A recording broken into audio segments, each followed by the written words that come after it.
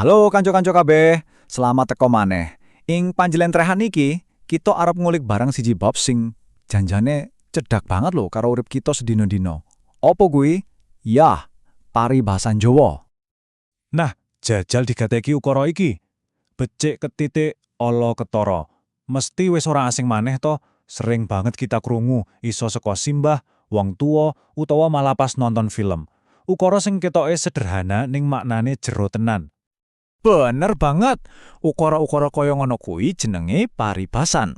Tapi sakjane paribasan kuwi apa toh? Apa mung ukara-ukara lawas tok sing diapal-apalake? Nah, daripada mung ngira-ngira, ayo dibedah bareng-bareng saiki.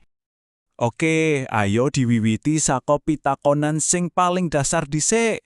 Paribasan niku apa? Genahe kepiye? Ayo digoleki tegese sing paling bener. Dadi, miturut pakeme, paribasan kuwi ya iku unen-unen utawa ukara sing pangganggone ajeg, tegese ora diawah-awah. Terus, duweni teges entar alias kiasan lan ora ngemus rasa pepindhan. Wah, kepriye kuwi? Kok ketoke rada bulet ya? Tenang-tenang, ayo dipreteri siji-siji ben luwih gampang.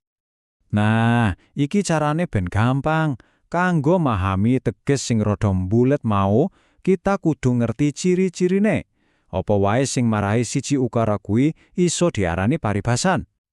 Dadi intine ana telu cah. Siji, ajeg penganggone. Iki maksude ukarane kuwi wis paten, wis kaya ngono kuwi saka mbiyen, ora iso diwolah-walik. Loro, mawa teges entar. Iki sing penting. Artine dudu teges harfiah utawa teges salugune, nanging ana makna liyane, makna kiasan. Lan sing ketelu, ora ngemus rasa pepindhan. Dadi ing jerone ora ana tembung-tembung perumpamaan kaya pindak, lir utawa kaya. Piye? Wis mulai ana gambaran kan? Oke, nek teges lan ciri-cirine wis mulai cetha, saiki waktune ndelok tuladhane langsung ben awake dhewe saya mantep anggone mahami. Siap? Tulodo sing pertama, ngunduh woing pakarti. Iki yo mesti wis sering krungu to. Lah iki sing seru. Coba deloken, teges asline kan metik buahe kelakuan. Aneh to, mosok kelakuan duwe buah. Nah, ing kene teges intari sing dienggo, yaiku sapa wae bakal nampa akibat saka apa sing wis dilakoni. Nek tindane apik, ya bakal entuk sing apik. Nek tindane elek, ya ngono uga sewaline. Iki lho intisari saka paribasan. Tulodo liyane sing iki yo jero banget. Jer basuki mawa baya. Teges asline, kesejahteraan butuh biaya, ya bener, masuk akal. Nanging teges entare kuwi luwih saka kuwi. Artine, saben kegayuhan, saben cita-cita sing luhur, kuwi mesti mbutuhake biaya, mbutuhake pangorbanan. Ya iso wektu, tenaga, pikiran, utawa malah banda. Intine, ora ana kasuksesan sing instan. Lanjut, tulodo liyane sing unik iki. Sedakep ngawe-ngawe. Nah, iki nggambarake kahanan batine manungsa. Artine, wong sing lahire utawa ketoke wis mandeg nindakake perkara ala, wis anteng, wis sedakep, nanging jebul batine isi ngawe-awe, isi ana rasa pengin baleni tumindak alane maneh.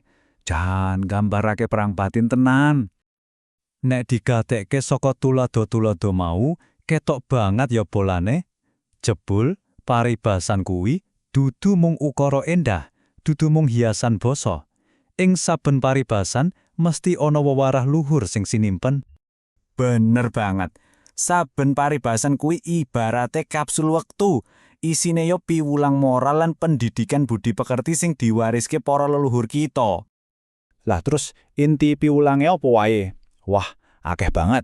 Contone, piwulang nek bebener kuwi mesti bakal menang. Terus nek tumindak ala arep meneng-meneng kaya ngopo sok ben mesti bakal konangan. Kabeh sing kita lakoni ana akibate. Cita-cita gede butuh pangorbanan. Lan siji maneh, wani malah kuwi dudu berarti kalah, nanging malah luhur wekasane. Piulang-piulang iki kabeh isih cocok banget karo kahanan zaman saiki to.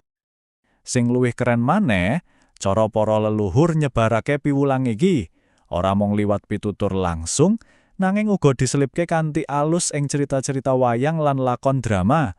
Dadi, sinambi nonton tontonan sing apik, awake dhewe tanpa sadar uga nampa tuntunan babagan budi pekerti. Jan pinter tenan ya.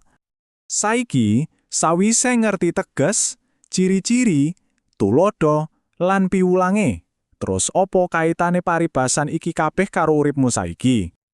Iki sing kudu dieling-eling. Paribasan kuwi dudu mung roroncening tembung kuno sing wis ora kanggo. Dudu kuwi. Paribasan kuwi cerminan saka budi lan cara mikire wong Jawa. Iki warisan budaya sing ngemut kawicaksanan lan strategi kanggo ngadepi urip sing terus owah gingsir.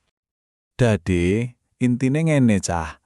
Paribasan kuwi isih relevan banget. Coba saiki deleken uripmu dhewe-dhewe. Mungkin lagi ana masalah, mungkin lagi duwe gegayuhan, utawa lagi ngadepi kahanan tartamtu.